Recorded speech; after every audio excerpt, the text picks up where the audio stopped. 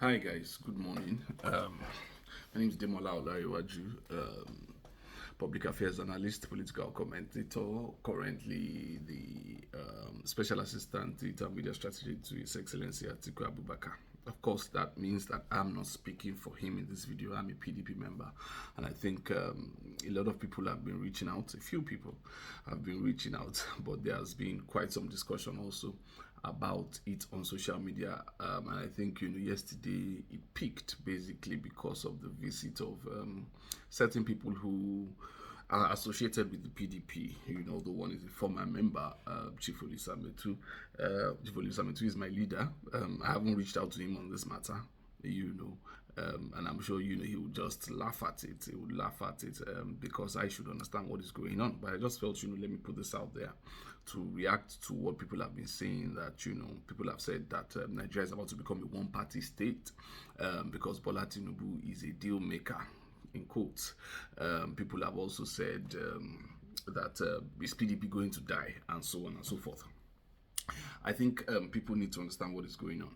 When politics is not ideology based, when political parties are not founded on core ideology, some of us see ideologies in the parties, we see the ideological differences in the party, but it's clear that at some level, some people do not see those ideological differences. Okay, they regard them as mere political vehicles, and because they regard them as mere political vehicles, they feel that those can be jettisoned. All right, based on current exigencies.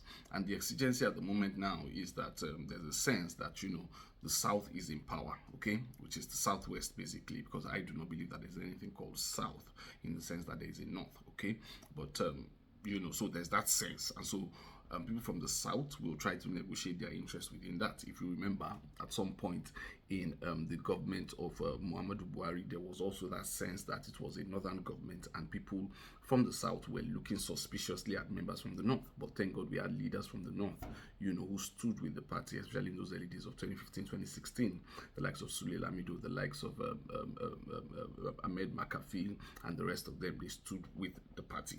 But here's the thing. Power is an engagement that attracts and also repels. Okay, power attracts and power also repels. There's the attraction of power and there's also the repellency of power. In other words, people are going to gravitate towards power, but power cannot accommodate everybody. Okay, and it is that's what usually creates the double political lineages or double political tendencies within the political space at every point in time. In other words, there's someone in power, people gravitate towards him, but eventually power cannot accommodate everybody. It's also important for us to remember that Bola Tinubu as president is not secure. Okay, there's still a court ruling that is being expected from the PEPC, from the Presidential Elections Petitions Court, and then the Supreme Court. So there's that possibility that he may be removed, and maybe that's why not everybody is going there at that time. But the thing is, even if everybody goes there, there will be some people who power will repel.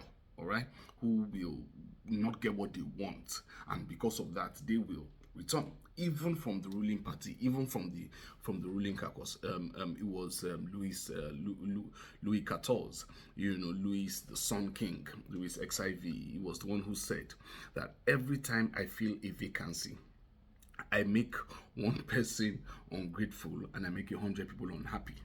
He said every time I feel one vacancy, I make one person ungrateful and I make 100 people unhappy. In other words, every time he puts someone in a position, that person has a sense of I deserve more than this. That person becomes ungrateful, feels, oh, I deserve more than this, while 100 people feel I should have been appointed instead of this person. So that's how power works, okay? You cannot accommodate everybody in power, and there will be people who will be unhappy. For instance, people are hoping to be ministers under the administration of Bola Tinubu, despite what the courts may still say about it. People are hoping to be made minister. There are some people who were hoping that they will be made a part of this inner cabal or this inner circle that has been, or the kitchen cabinet as you call it, the special advisors and so on, who have been appointed already.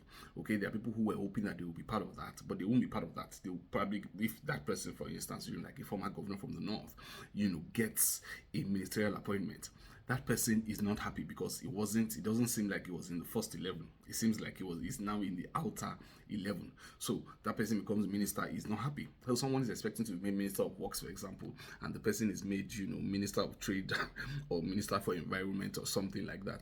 That person is not happy. Okay, so these tendencies within power, these are the things that the alternative party builds on. All right, these are the things that the alternative party builds on. In other words, power will attract, but power will also repel.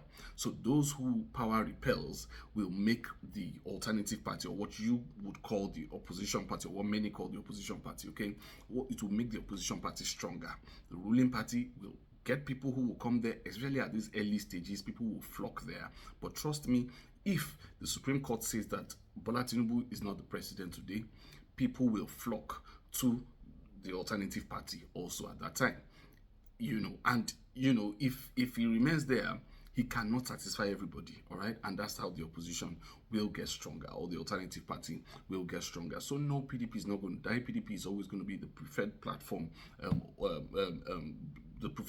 for anybody who is seeking to challenge power and who is not accommodated within that power arrangement there. Because, like I said, not everybody can be accommodated within power.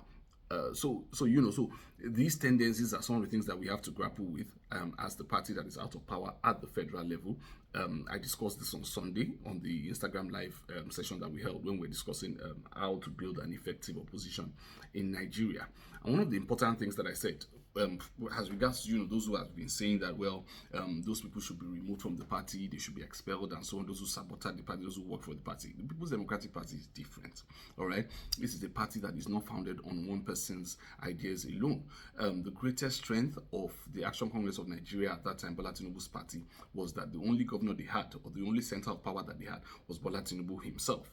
PDP is not like that. Okay, Atiku is for us, the national leader of the party at this point, the highest ranking officer, two-time presidential candidate, highest ranking former office holder within the party, who's still active, who's still visible, all right? But he cannot decree and say, oh, this person should be suspended or this person should be expelled.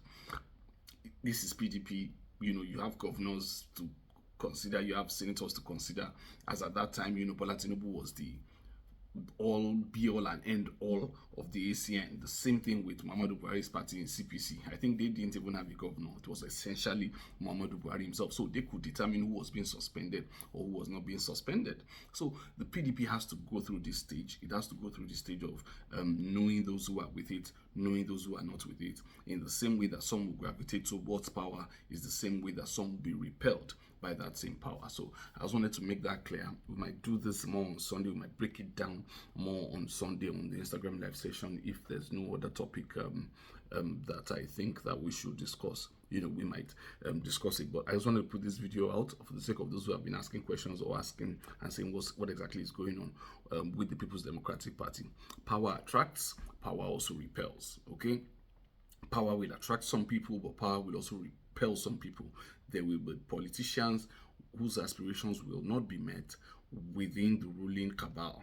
And because of that, they will be attracted to work against the ruling cabal. We just have to wait and make sure that we gather enough strength within the party to be able to mount a challenge when the time comes. So thank you for watching this video. If you have other questions, I think you can send them in. You can send them to me. We might address this on Sunday, or we'll address them in another video, but I just wanted to put this out so that our people calm down, basically. And I must say that what I'm saying here is not my opinion as someone who's working with Atiku Abubakar. I do not speak for Atiku Abubakar. I'm speaking here as a People's Democratic Party member and as one of those who believes very strongly in the party. Of course, there will also be that core. There will be that core within the party, people who see ideology within the party and who can never be members of the APC. For some of us, we believe that even if anything happens, we cannot be part of that ethnocentric APC arrangement, where you have the Yorubas and the Fulanis. We are part of a nationalist arrangement, a federalist arrangement. That is what draws us to PDP. There would also be that core that will not be attracted by power, has no business with it. So let people fraternize with power. Let it happen. People will try to negotiate ethnic stake within the power circles. People will try to speak up for their ethnicity within the power circles. It's a multi-ethnic state, and these things would likely happen. We saw it happen with Muhammadu Buhari. People like Kenan Amani, people like Dave Umahi, governor, and the rest of them. A lot of people wanted to negotiate what they felt was a southeastern stake within the Muhammadu Buhari presidency. How that played out, we eventually saw this. It's approaching 10 minutes now, and I think I should end this so that it doesn't go on and on and on. But we'll definitely have more time to do this on Sunday if you tune in to Instagram Live. I will announce the topic on all platforms. So thank you guys for watching, and I wish you a very great day, as I also wish myself a very great day. Thanks for watching. My name is Demola Iwaju.